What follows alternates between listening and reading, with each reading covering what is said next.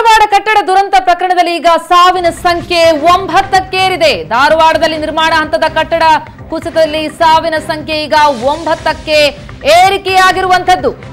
ಇನ್ನೂ ಕೂಡ ಕಾರ್ಯಾಚರಣೆ ನಡೆಸ್ತಾ ಇದ್ದಾರೆ. ಮೃತಪಟ್ಟವರ ಸಂಖ್ಯೆ 9ಕ್ಕೆ ಏರಿಕೆಯಾಗಿದೆ. ಈವರೆಗೆ 60 ಮಂದಿಯನ್ನ ರಕ್ಷಿಸಿದ್ದಾರೆ. ಇನ್ನೂ ಕೂಡ ಹಲವರು ಸಿಲುಕಿರುವಂತಹ ಸಾಧ್ಯತೆ ಇದೆ. 3ನೇ ದಿನವೂ ಕೂಡ ರಕ್ಷಣಾ ಕಾರ್ಯಾಚರಣೆ ಮುಂದುವರೆದಿದೆ. ಹೀಗಾಗಿ ರಕ್ಷಣಾ ಕಾರ್ಯಾಚರಣೆಯನ್ನ ತೀವ್ರಗತಿಯಲ್ಲಿ ನಡೆಸ್ತಾ ಇದ್ದಾರೆ. ಅವಶೇಷಗಳಡಿ ಇನ್ನೂ ಕೂಡ 15ರಿಂದ 20 ಮಂದಿ ಸಿಲುಕಿರುವಂತಹ ಶಂಕೆ ಇದೆ.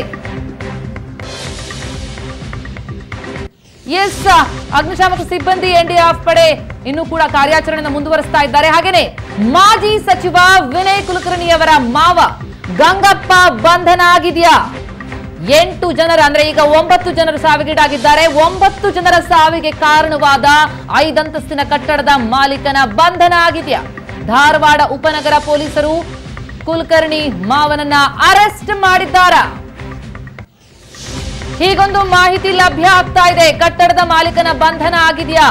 ಮಾಜಿ ಸಚಿವ ವಿನಯ್ ಕುಲಕರ್ಣಿಯವರ ಮಾವ ಗಂಗಪ್ಪ ಈ ಕಟ್ಟಡದ ಮಾಲೀಕರು.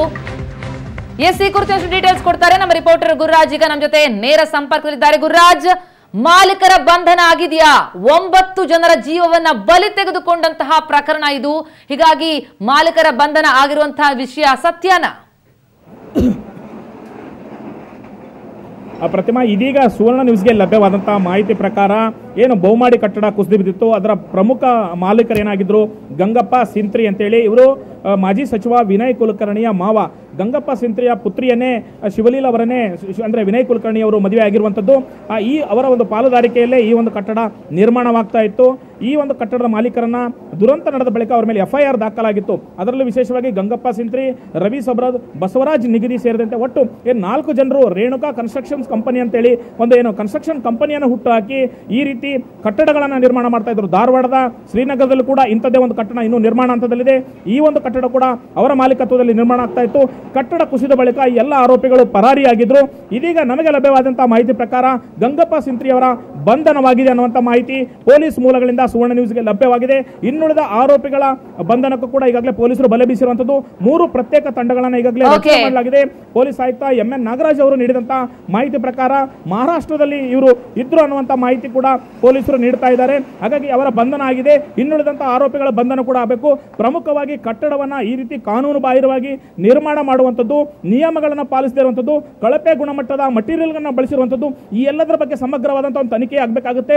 ಈಗಾಗಲೇ ಸಾರ್ವಜನಿಕ ವಲಯದಲ್ಲಿ ವ್ಯಕ್ತವಾಗುತ್ತಿರುವಂತಹ ಅಭಿಪ್ರಾಯ ಏನಂತ ಹೇಳಿದ್ರೆ ಅವರ ಮೇಲೆ ಮರ್ಡರ್ ಕೇಸನ್ನ ಫೈಲ್ ಮಾಡಬೇಕು ಅನ್ನುವಂಥದ್ದು. ಇವರೆಲ್ಲರ ಪ್ರಾಣ ಹಾನಿಗೆ ಅವರು ಕಾರಣ. ಹಾಗಾಗಿ ಅವರ ಮೇಲೆ ಕೊಲೆ ಪ್ರಕರಣ ದಾಖಲಿಸಬೇಕು. ಪೊಲೀಸರು ಪ್ರಭಾವಿಗಳಿದ್ದಾರೆ ಅನ್ನೋ ಕಾರಣಕ್ಕಾಗಿ ಕಾಟಾಚಾರಕ್ಕೆ ವಿಚಾರಣೆ ನಡೆಸಿ ಅವರನ್ನು ಬಿಡಬಾರದು ಅನ್ನುವಂಥ ಒತ್ತಾಯ ಕೂಡ ಹುಬ್ಬಳ್ಳಿ, ಧಾರವಾಡ ಸೇರಿದಂತೆ ರಾಜ್ಯದ ವಿವಿಧೆಡೆಯಿಂದ ದೊಡ್ಡ ಮಟ್ಟದ ವ್ಯಾಪಕವಾದಂತಹ ಒಂದು ಆಕ್ರೋಶ ಕೂಡ ವ್ಯಕ್ತವಾಗ್ತಾ ಇದೆ. ಇನ್ನೂ ಕಟ್ಟಡದಲ್ಲಿ ಸುಮಾರು 15ರಿಂದ 20 ಜನ ಸಿಲುಕಿದರುವಂತಹ ಶಂಕೆಯನ್ನ NDRF ತಂಡ ವ್ಯಕ್ತಪಡಿಸಿದೆ. ಹಾಗಾಗಿ ರಕ್ಷಣಾ ಕಾರ್ಯ 3 ಕಡೆಗಳಲ್ಲಿ ಏಕಕಾಲಕ್ಕೆ ನಡೀತಾ ಇದೆ. ನಾನು ಈ ಭಾಗದಲ್ಲಿ ನೀವು ನೋಡಬಹುದು, ಬಲಭಾಗದಲ್ಲಿ ಏನಂತ ಹೇಳಿದ್ರೆ ಇನ್ನೂ ರಕ್ಷಣಾ ಕಾರ್ಯ ನಡೀತಾ ಇದೆ. ಅಲ್ಲಿ ಕೂಡ ಮೃತದೇಹಗಳಿರುವಂತಹ ಸಾಧ್ಯತೆ ಇದೆ ಅನ್ನುವಂಥ ಮಾಹಿತಿಯನ್ನ ಈಗಾಗಲೇ ರಕ್ಷಣಾ ತಂಡ ಪತ್ತೆ ಹಚ್ಚಿರೋದ್ರಿಂದ ಕಾರ್ಯಾಚರಣೆ ನಡೀತಾ ಇದೆ. ಎಸ್ ಗುರುರಾಜ್, ಥ್ಯಾಂಕ್ ಯು ತಮ್ಮೆಲ್ಲ ಮಾಹಿತಿಗೆ.